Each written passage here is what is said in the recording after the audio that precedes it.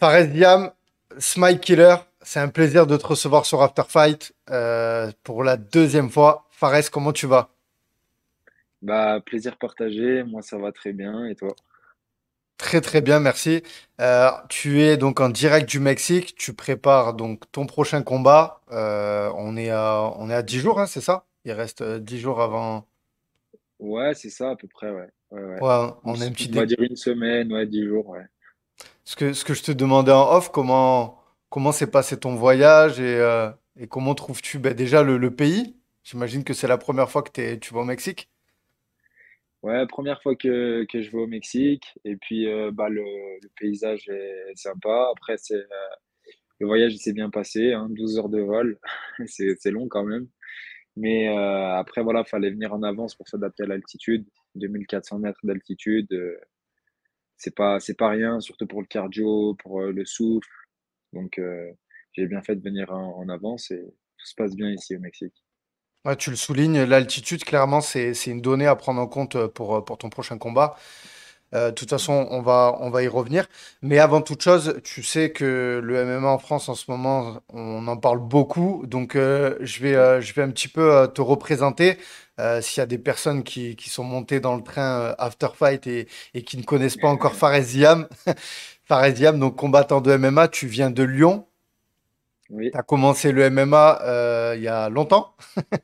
C'était oui, c'est ça. professionnel, tu as commencé, Ouais. c'était en 2016, c'est ça? Premier fight professionnel, c'était en 2014. 2014, ok. Voilà. Et tu Ouais, as commencé par le kickboxing. Donc c'est, c'est je ça, ouais. pense, on le voit avec ton style. Tu as signé à l'UFC. Donc tu es rentré sur la carte, pour rappel, c'était celle de Khabib contre Dustin Poirier. Ouais, C'est ça. Des débuts difficiles en plus. Tu avais commencé sur une défaite à la décision. C'était un combat très disputé. Là, ouais. pareil, est-ce qu'il y avait à Abu Dhabi, est-ce qu'il y avait eu un petit problème d'acclimatation, quelque chose? T'as tiré quelle conclusion, toi, de ce premier combat? Les premières conclusions que j'ai tirées, c'est que, en fait, niveau stratégie, j'étais pas présent. J'ai vu ce que c'était le haut niveau. Euh, Après, voilà, c'était le premier fight à l'UFC, un peu d'appréhension, tu vois. Mais c'était surtout sur la. Moi, je pensais vraiment qu'on allait faire un combat en boxe, en pied-point, parce que lui, il disait qu'il allait me mettre KO, tout ça, premier round. Et en fait, il m'a lutté directement. Donc voilà, j'ai appris à pas écouter ce que l'adversaire il dit. J'ai appris à défendre encore mieux la lutte, parce que dans ce combat, on a fait pratiquement que de la lutte. Euh, voilà, j'ai appris pas mal de choses. J'ai appris qu'il fallait que je m'entraîne mieux. J'ai appris qu'il fallait que je fasse de la préparation physique parce que j'en faisais pas avant, tu vois. J'ai appris plein de choses. Début professionnel en 2014, tu signes à l'UFC en 2020, 14 victoires pour 4 défaites, ton palmarès à l'heure actuelle, 4 victoires et 2 défaites à l'UFC, 4 victoires, Ouais. 4 à la décision. Euh, J'imagine que tu vas chercher le finish dans tes prochains fights à l'UFC. En fait, Tu je le vais pas le cherches tout le temps chercher peut-être. si. En fait, non, je cherche pas vraiment parce que je suis un peu des fois dans la gestion. Je l'ai beaucoup cherché à Paris. À Paris, je le voulais ce finish. Malheureusement, j'ai pas réussi à le trouver. Et en plus, au troisième round, j'étais un peu fatigué parce que j'avais pas fait une grosse prépa pour ce fight. J'avais tellement changé d'adversaire que, en tout cas, ouais, le finish, s'il vient, il vient. Mais là où je vais essayer de le chercher un peu plus, c'est dans mon style, être un peu plus agressif, parce que je sais que je fais mal, parce que à chaque combat, ça commence en strike et ça finit en lutte. Donc ça veut dire que mon strike dérange. Il faut juste plus de volume et il viendra le finish. Mais en tout cas, Claudio Poles, je pense que je suis sûr que je vais le finir, mais on verra. On va y venir. Tu as combattu aussi à l'UFC Paris. C'était un combat justement, déjà, j'imagine que c'était une fierté pour toi d'être sur ce premier UFC Paris. Ouais, Entre-temps, tu avais changé d'équipe de management. Tu es aussi parti t'entraîner à l'étranger. mhm, Voilà, tu as fait pas mal de changements donc, dans ta préparation, dans ton équipe. Je me rappelle aussi à l'UFC Paris, c'est d'avoir vu un nouveau Fares un peu dans la cage. On a pu ouais, beaucoup te voir utiliser la lutte, le cache control, tout ça. D'ailleurs, même sur tes derniers combats, tu as vraiment mis en place ce panel technique. Comment tu juges ton évolution jusqu'à présent, Fares, que ce soit au point de vue de l'équipe, mais aussi dans la cage, tu vois, quand tu combats? Bah, moi, je dirais, bah, déjà, pour commencer dans la cage, ma progression est assez régulière. À chaque combat, je progresse. À chaque combat, on voit un Fares un peu différent. Bon, à Londres, j'ai voulu gérer pour combattre à Paris. J'aurais pas dû faire ça. Mais à chaque fois, j'ajoute toujours un plus à ma prépa qui fait que je progresse. Donc, j'ai une progression régulière, un peu plus lente que certains combattants, on va dire, mais qui est constante et régulière. Et sinon, au niveau de mon équipe, eh ben, j'ai bien fait de m'entourer de, par exemple, Faisal Omrani, qui est mon coach de boxe anglaise et qui m'apporte pas mal de choses, que ce soit au niveau mental que en termes de technique de boxe, physique, tout ça. Et il y a des personnes qui sont avec toi aussi depuis un long moment, comme Fater aussi. Oui, La salle maintenant à Lyon, je crois qu'il y a une salle qui a ouvert ses portes il n'y a pas très longtemps, une magnifique salle, Ghost oui, Arena, c'est ça? Tu peux nous ouais. parler de ça? J'imagine c'est une fierté, non, d'avoir cette structure? Franchement, c'est une fierté. Je suis fier de Fateh et Jessim. Jessim, c'est l'associé de Fateh pour cette salle. Au moins, tu vois, j'ai un chez moi maintenant à Lyon. Même si j'avais un chez moi, hein, tout le monde m'a ouvert ses portes.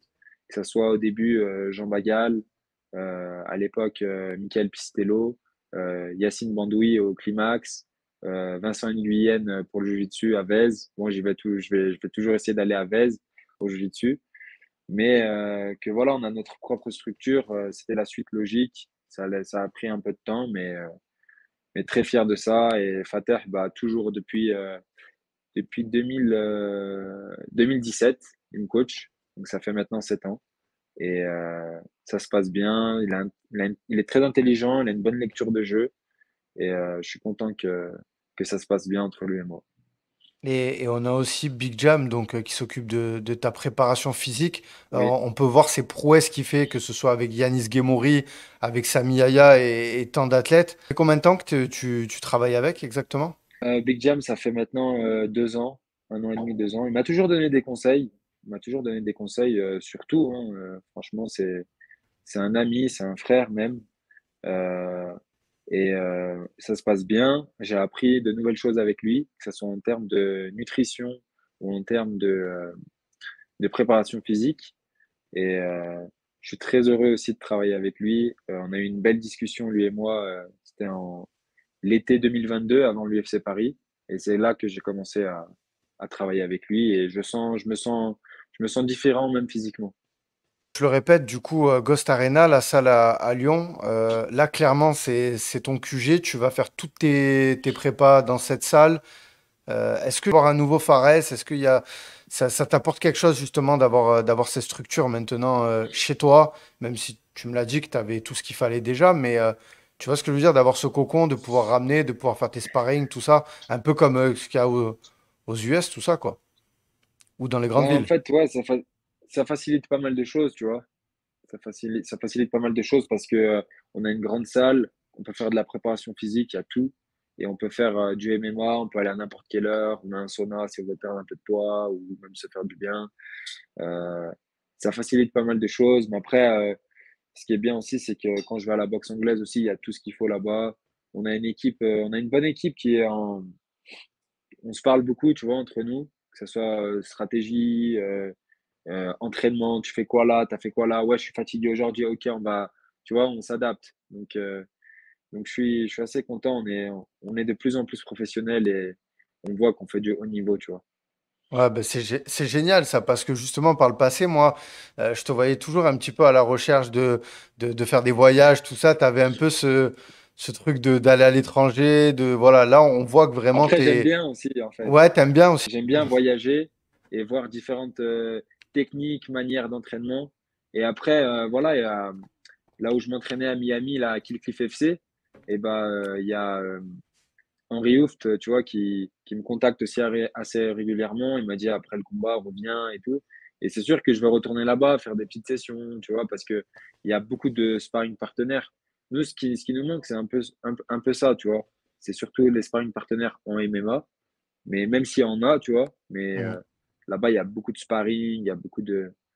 Donc voilà, même la porte n'est pas fermée pour des fois retourner à Kill Cliff, m'entraîner un petit mois, rentrer en France, faire ma prépa ici et combattre, tu vois. Bien sûr. Et justement, histoire de dire d'être dans le dur, toi, là, ça fait deux Ouais, combats que l'UFC, ils te mettent à l'étranger. Donc ouais, le dernier, c'était à Londres. L'affiche du prochain événement contre Royval. Il y a aussi Rodriguez vs Ortega sur la carte, donc une très très belle carte UFC ouais. Mexique. Je crois que si je dis pas de bêtises, c'est la première fois que l'UFC va au Mexique. Non? Non, C'est la non, deuxième. non. Non, ils sont déjà allés? L'année Ok. passée, il y avait Cain Velasquez contre Verdum. Ah ouais, Et ça là, tout le remonte monde quoi. a pris. Ouais. Et puis, il y a eu aussi, je me rappelle plus, c'était qui le main event? Peut-être Anderson Silva contre. Mais c'était en 2019, donc c'était un peu après mes débuts à l'UFC. Qu'est-ce que ça te fait toi de justement d'aller combattre j'ai envie d'employer le mot en terrain hostile. Bon, Claudio Puelles, on va en parler hein, parce que je sais que tu t'es entraîné avec lui. J'ai un peu écouté des analyses le concernant. Position de style, le combat là, Ouais, clairement. Même si je sais que t'es complet et que justement, je l'ai dit précédemment, tu peux aller dans n'importe quel compartiment du MMA, mais ton adversaire en face, il a une grosse disposition sur le grappling. Je crois qu'il a un ouais. record de clés aussi, de clés de jambes. Clé de genou, ouais. Clés de Trois à genou. l'UFC, ouais. Waouh. Euh, déjà, comment ça se passe d'affronter quelqu'un avec qui tu t'es entraîné? Après, de base, je devais affronter un Mexicain ici, que j'ai vu à l'UFC Gym où je m'entraîne. On s'est salué, voilà. Après, on s'affronte pas, donc on s'en fiche. Mais moi, je suis content des fois d'aller combattre à l'étranger, tu vois, ça me fait bouger. Et surtout, on est dans les grandes cages. Donc, moi, j'aime bien être dans la grande cage pour me déplacer, bouger, tout ça. Et puis, c'est bien, il y a une volonté, je pense, de l'UFC de me mettre devant le public. Donc, je suis content de ça. Après, ouais, de m'avoir entraîné avec Claudio, comme tu l'as dit, c'est une opposition style. Claudio, c'est vraiment un bon grappleur. Après, en striking aussi, il est pas mal, il est pas mauvais. En lutte aussi. Mais c'est vrai que sa dominance, c'est le grappling. Et moi, ma dominance, c'est le striking. Même si je peux aller, comme tu as dit, dans tous les compartiments du MMA, que ce soit lutte, sol ou boxe, là, il faut faire attention parce que c'est vraiment son point fort, le sol. Donc, faut pas que j'aille au sol, faut pas que je fasse l'erreur de l'emmener au sol ou alors si je l'emmène au sol, il faut que je reste debout, quoi. Faut pas que je le suive. Même, on a vu dans certains de ses combats, même quand il se fait toucher, il a à deux doigts du KO, bah, il tente des clés encore, tu vois. Donc, il faut être vigilant sur ce combat. Et justement, de t'être entraîné avec lui, est-ce que on a envie de savoir, est-ce que c'était des sparring forts, est-ce que c'était du léger, tu vois? Non, c'était pas des sparring forts. La seule chose qu'on a fait en sparring fort, c'est on n'avait pas de limite de temps. C'est-à-dire, il n'y avait pas de round et il Ok, fallait ouais, lutter, tu vois. Il fallait d'accord. lutter. On a lutté pendant au moins 10-15 minutes tous les deux. C'était Et pas sur je ta l'avais chaîne pris en YouTube guillemets. d'ailleurs? Non? Non, non, non, Ah, c'est non. pas une vidéo là où C'était, vous faites les tournois là. non, c'était pas lui. Ok. Et on a lutté pendant au moins, tu vois, 10-15 minutes. Je l'ai pris en guillotine. Après, lui, il a tenté de me soumettre. Après, voilà, tu vois, ça. Et à la fin, il m'a regardé comme ça. Il m'a dit, je savais pas que tu avais une bonne lutte comme ça. Et il m'a Incroyable. dit, euh, il m'a dit franchement bien et tout. Et après, on a fait des sparring parce que j'affrontais Terence McKinney et lui, il est gaucher. Donc en Mhm. pied-point, en fait, j'étais vraiment au-dessus de lui, tu vois. J'étais vraiment au-dessus de lui. En lutte, je défendais et tellement je défendais, un jour, il a tenté une nouvelle technique. Il a réussi à m'emmener et il m'a dit si je faisais pas cette technique, jamais je t'emmène au sol et tout. Je dis ah, bah, bien et tout, tu vois. Donc je pense que ça va être un bon fight. Et vous aviez gardé des contacts, tu vois, en dehors de ça, ou c'est juste ça a été dans la salle? Je veux dire, quand toi, tu as l'annonce de ce On- gars, il y a un certain de oh putain, je voulais pas affronter forcément ce gars-là parce que il y a ce truc, ou non, non, c'est on y va, let's go, quoi. En vrai, de vrai, je voulais pas l'affronter, tu vois. Hmm. Enfin, c'est pas je voulais pas l'affronter, c'est que quand je reçois le nom de Poiles, je reçois un deuxième nom aussi en même temps. En fait, Ok, l'UFC m'ont laissé le choix là. Ils m'ont proposé un autre gars pour une autre date. Et l'autre gars, je me suis aussi entraîné avec lui à Kill Cliff, tu vois. ouais. c'est Loïc Radzabov. On a dit tous les deux non. Et pour Claudio, bah, je dis je sais pas, tu vois, parce que c'est vrai qu'on se parle, mais on se parle que à la salle. Sinon, on se parle pas dans les réseaux, on se parle jamais limite. Sauf que moi, après, je me couche, décalage horaire et tout. Claudio m'envoie un message. Il me dit, viens, on s'appelle. On s'appelle et il me dit, viens, fais pas le combat et tout, tu vois, il y a plein de gars et tout, machin. Il me dit, mais tu vois, je peux pas dire non. Et toi, tu dis oui. Après, moi, je vais avoir des problèmes. Faut qu'on dise non tous les deux et tout. Bien sûr. Et j'appelle mon manager, tu vois, je lui dis, ouais, voilà. Il me dit, désolé, j'ai dit oui. Je dis, bah, Claudio, je dis, désolé, mon manager, il a dit oui. Let's Du go. coup, Ouais, on y va. voilà, on va faire le fight. Il m'a dit, ok, Eh je ouais. comprends, et il a accepté le combat. Mais il voulait pas faire ce combat. Moi, par rapport à ce qu'il m'a dit, je lui ai dit, bah, vas-y, ok, je vais dire non aussi. Mais après, voilà, c'était trop tard. Tu le sens comment ce combat? Je le sens bien, hein. Franchement, moi, je me sens bien. Comme j'ai dit, faut que je reste vigilant parce il a quand même une bonne lutte, mais et surtout un bon sol. Mais sinon, je me sens bien. Et donc là, c'est la première fois du coup que tu vas affronter un ancien partenaire d'entraînement, quoi. C'est la première fois, ouais. La Ok. première fois. Justement, c'est intéressant parce que en plus, ben là, il vient d'affronter Dan Hooker. L'UFC, clairement, ils avaient pour but de le positionner, ben, on peut le dire clairement, dans le top 10. Ouais. Là, je te projette un petit peu, mais en passant Claudio Puelles, une victoire sur lui, ça t'ouvre les portes, tu penses, du top 15, top 10?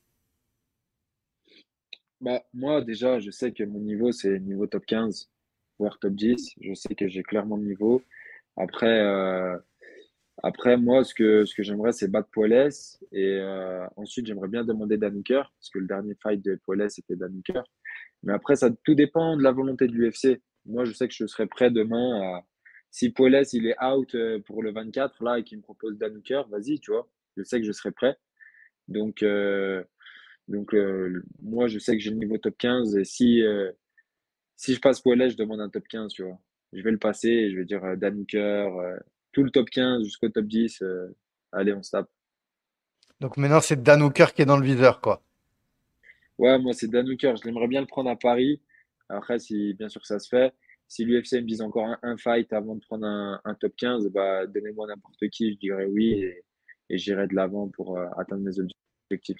2024, tes objectifs, est-ce que c'est un adversaire en particulier? Est-ce que c'est une place? T'as toujours, j'imagine, à Euh, long terme, c'est la ceinture?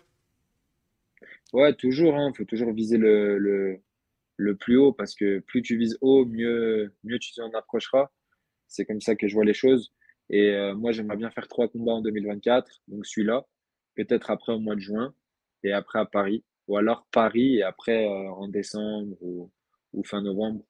Euh, bien sûr, comme je t'ai dit tout à l'heure, Dan Hooker, ça me plairait bien. Je pense que c'est un bon striker.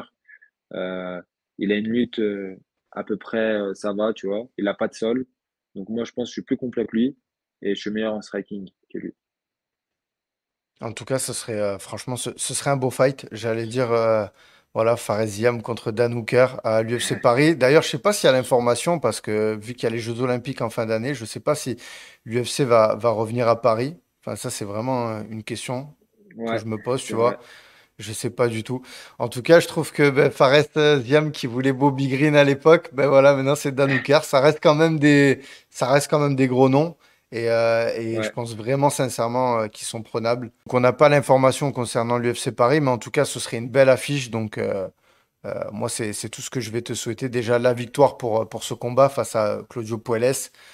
Et par la Merci. suite, ben voilà, au plaisir de te revoir à l'UFC Paris. Justement, c'est la dernière fois que je t'ai croisé, Fares, c'était à l'UFC Paris. Tu accompagnais donc Yanis Ghemmouri. Yanis Ghemmouri Exactement. qui combat très très prochainement.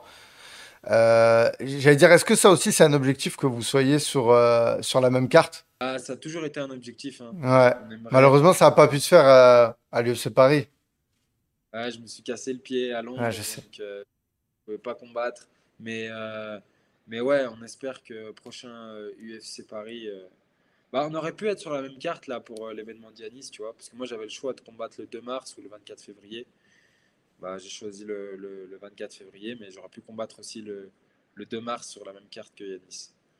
En tout cas, Yanis Guémouri, t'as un petit message pour son fight aussi? T'as pu voir aussi son adversaire là qui l'ont mis en face, tout ça? Ouais, on a regardé ensemble, on a regardé pratiquement tous ses combats de l'UAE Warrior, on a regardé son dernier combat au Contender Series, et c'est un bon adversaire pour Yanis, c'est un gars agressif, et voilà, on a travaillé des contres, on a travaillé des gammes pour Yanis, des trucs spéciaux pour lui, et du coup, j'espère qu'il va faire sa première victoire par un finish, puisqu'il est clairement capable de le faire, lui, Bien Yanis. sûr. Donc Bah, voilà, je veux juste que je gagne ici au Mexique. Et puis de toute façon, après, moi, je vais pour son combat, après mon combat, je vais le rejoindre à Las Vegas pour l'encourager. Et, euh, et qu'on rentre deux Lyonnais, deux victoires à l'UFC en l'espace d'une semaine, ce serait top. vous êtes des noms qu'on parle pas assez à l'heure actuelle dans le MMA français. On a aujourd'hui, bah, on a des Français qui prennent beaucoup de place médiatiquement. Faut vraiment se rendre compte, les gars, qu'on a Fares, déjà Ziam, ça fait longtemps qu'il est à l'UFC et crois-moi qu'il n'a pas fini de faire parler de lui. Donc, bah, déjà, je vous invite tous à aller le suivre sur ses réseaux sociaux, à lui donner de la force. Il y a sa chaîne YouTube aussi. Est-ce que du coup, là, tu nous prépares quelque chose pour le Mexique sur YouTube? Ouais, ouais. Il y a quelque chose qui va sortir là d'ici peu. Ah, super. Bon, en tout cas, on espère, on va suivre ça de très très près. Je voulais faire une petite parenthèse avec toi, Fares, Ouais, sur l'actu du MMA. ouais, allez. J'en profite d'avoir un fighter avec moi. Qu'est-ce que tu penses, justement, c'est ta catégorie, ça te concerne, de Benoît Saint-Denis vs Dustin Poirier? J'imagine que ce combat, il te hype, il t'intéresse. De fou. Ouais. Franchement, moi déjà, quand j'ai vu la nouvelle, tu vois, j'y croyais pas trop. Puis après, bah, j'ai vu que c'était réellement vrai. Et je me suis dit que c'est un peu logique parce que voilà, il faut du sang neuf dans la catégorie. Benoît, c'est ce qu'il est. Et il a fait pas mal de finishes. Vraiment, il a fait une belle accélération. Donc il mérite ce combat. Et bah, comme d'hab, moi j'ai tout mon soutien et tout mon respect pour Benoît. Et du coup, j'espère qu'il va gagner ce combat. Et je pense qu'il va le gagner en soumettant Dustin Poirier. Ah ouais, tu me lâches un prono et tout. Je pense au Super. troisième. Je vois une soumission au troisième round. Tu vois, tout à l'heure, on parlait de justement des affrontements avec des partenaires d'entraînement. Je crois que tu t'es entraîné avec Benoît. Je crois que c'était Ouais, c'était pendant les camps de la Bulgarie, si je dis pas de bêtises. alors, alors ouais, on a fait un sparring en camp de la Bulgarie. Hmm. C'était le deuxième ou le premier camp, le deuxième camp, je crois. Puis, avant sa première victoire à l'UFC aussi, j'avais tourné avec lui.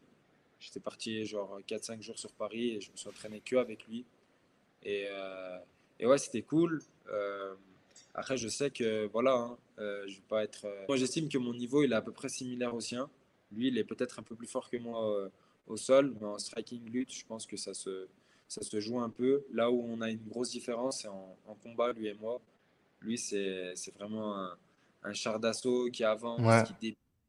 qui va chercher la finition, voilà, mentalement, c'est vraiment un guerrier, tu vois, il y va et c'est pour ça qu'il a beaucoup de réussite, tu vois. Et en plus, on peut voir que dans son style, en vrai, il a un style atypique.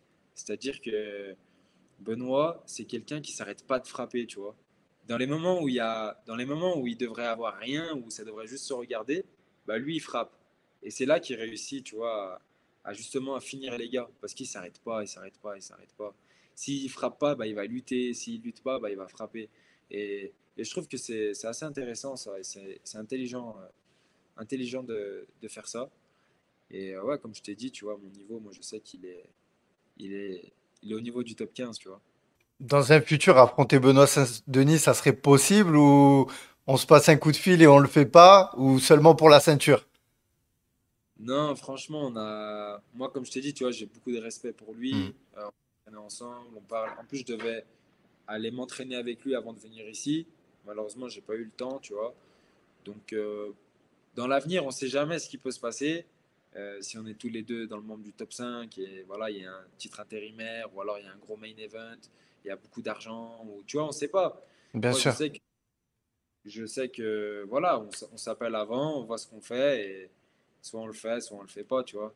Et dernière parenthèse sur un combat, ben forcément, qui est sur le Je devant de sais la scène. lesquels tu vas me parler. Voilà, c'est Cédric Doumbé contre Baki. Qu'est-ce que tu penses de ce combat, toi? Là, j'allais dire quand t'as entendu l'annonce, est-ce que tu as cru déjà celui-ci aussi? Non, j'y ai pas cru aussi au début. Et je me suis dit, Baki, il est à l'ARES, Ouais, Doumbé, il est au PFL, ils vont sûrement mettre un nom à Doumbé et tout. Mais ils ont mis Baki, et Baki, c'est un nom déjà, tu vois. Mais bien sûr. je pensais à un plus gros nom, tu vois, Oui, mondial. comme Pétis, tout ça, ouais. Il y avait Pétis, ça parlait de Diaz, tout ça. Voilà, on a entendu tout ça, donc moi, je pensais que ça allait être ça, tu vois.